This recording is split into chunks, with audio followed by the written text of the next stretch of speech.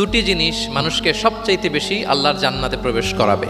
একটি হচ্ছে তাকওয়াল্লাহ, আল্লাহর ভয়, আর একটি হচ্ছে হুসনুল খুলুক, সুন্দর আচরণ। রিপিট, আমি আবারও বলছি, দুটি জিনিস মানুষকে সবচাইতে বেশি আল্লাহর জান্নাতে প্রবেশ করায়। একটি হচ্ছে আল্লাহর ভয়, তাকওয়াল্লাহ, আর একটি হচ্ছে সুন্দর আচরণ, হুসনুল খুলুক।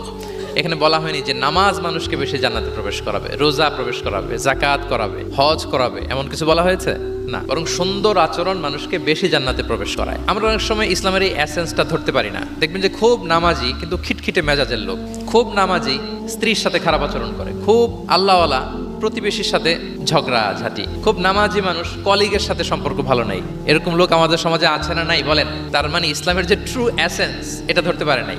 আশেপাশের নেইবরের সাথে, কলিগের সাথে, বন্ধুদের সাথে, সহপাঠীদের সাথে যে ভালো আচরণ করতে হয়, গুড বিহেভিয়ার করতে হয়, এবং এটাই যে আমাকে সবচেয়ে বেশি জান্নাতে প্রবেশ করানোর মাধ্যম হতে পারে, এটা আমরা ভুলে যাই। প্রিয় বন্ধুরা, আমরা যেন এই ব্যাপারটাকে ছোট মনে না করি।